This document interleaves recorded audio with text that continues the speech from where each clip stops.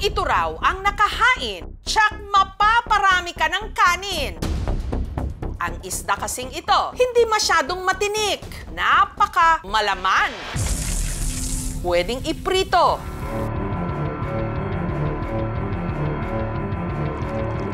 Isaing o ginataan. Sino bang makatatanggi sa isdang tulingan? Pero sa nakalipas na mga araw, sunod-sunod ang mga balita ng mga naospital matapos daw silang kumain ng tulingan. Parang luluwa yung mata ko, sobrang init ng pakiramdam ko. Bigla na lang may bumara sa dibdib. Una sa hita, tapos sa kamay, nag-red-red na. May dapat nga ba tayong katakutan sa isdang tulingan? Tulingan ba talaga ang may kasalanan? Isa sa mga nadali matapos kumain ito, ang tiga-Pasig na si Maribeth.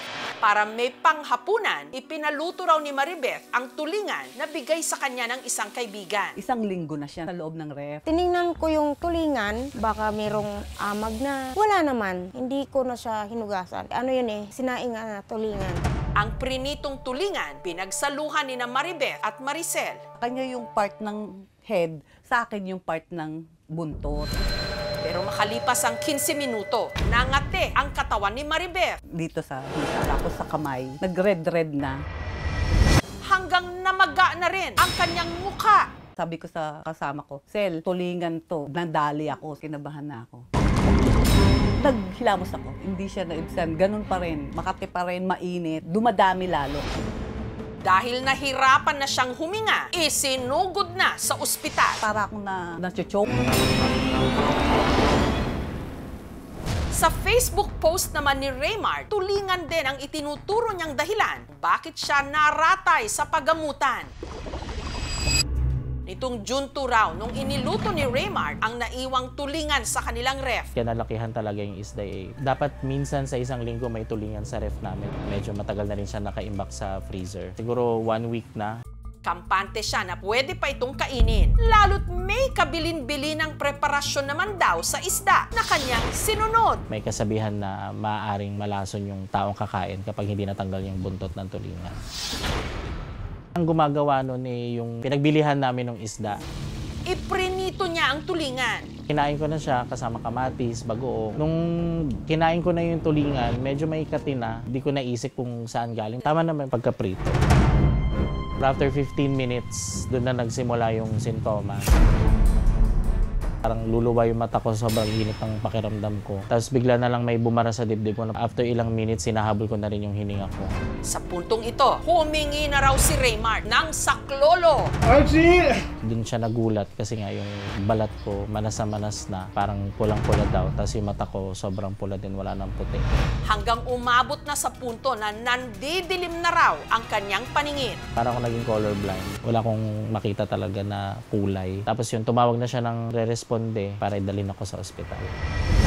Nalaman ni Raymar na nagkaroon siya ng tinatawag na scombroid poisoning at ang lason nagmula sa kinain niyang tulingan. Baka po hindi po fresh yung isda nila, baka po luma, baka po ang nabili nila isda ay mapupula na at saka hindi po nila hinuhugasan ng maayos. Nangangamba, pero ginagawa naman po namin yung maganda na gawaing magtitinda para po magproseso ng aming pagluluto. Sana po wag naman nilang sirayin kasi may pipiktuhan po. Kami nang nagtitinda ng tulingan. Kadamay nila po ang natapalingis na nakakatanggap. Ang atiga rito po hindi. Pero paglilinaw ng mga doktor, hindi ito dahil sa pagkain ng buntot ng isda, kundi sa mataas na antas ng histamine. Kung hindi wasto ang pagkakaimbak ng isda pagkatapos itong hulihin. Sa madaling salita, kinain ng bilasa. Siguruhin natin na malinis namin ito agad, na matanggal natin yung mga bituka. And then hanggat maaari, lutuin na agad. Pwede naman po ito agad lulutuin, pwede natin ito ilagay sa freezer kaagad. No? So para po makanatibin natin fresh. At hindi lang daw ito nakukuha sa tulingan, pati na sa iba ring klase ng isda na may mataas na level ng histidine o klase ng amino acid gaya ng tuna at sardinas kapag hindi ito naimbak ng maayos o hindi wasto ang pagkakaluto. Si Raymar, kinailangan daw turukan ng steroids. Pakalma daw ng allergic reaction. After ilang minutes, medyo umokay na yung paghinga ko pero ini-ECG ako ng 3 beses kasi hindi pa rin nagno-normalize yung heartbeat. Samantala, si Maribeth nahirap na ring huminga na lamang scombroid poisoning din pala ang naging sanhi ng pagpantal-pantal ng kanyang balat. Meron silang binigay sa akin pampatanggal ng rashes. Kung sakaling tayo makaramdam ng sintomas ng scombroid poisoning, ang una nating gagawin ay ang pag-inom o pag-take ng antihistamines at pag-inom ng maraming tubig upang ma-prevent ang dehydration.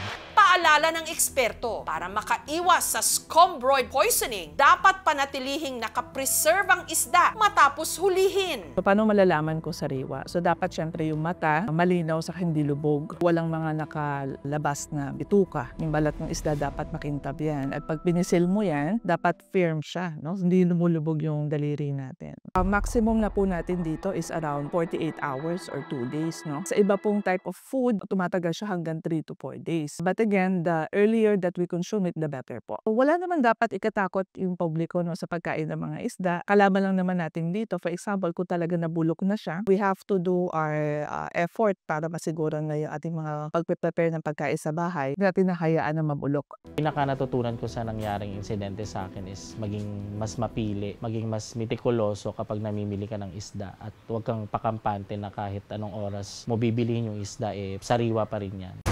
Hindi lahat ng lason mapait. Minsan, ito'y mainit, malasa at nakahain pa sa ating mga mesa. Kaya sa bawat kakaining tulingan o ano pa mang isda, tanungin ang sarili, sariwa pa ba ito? At baka mamaya, lason na pala ang ating isinusubo. Thank you for watching, mga kapuso. Kung nagustuhan niyo po ang videong ito, subscribe na sa GMA Public Affairs YouTube channel. And don't forget to hit the bell button for our latest updates.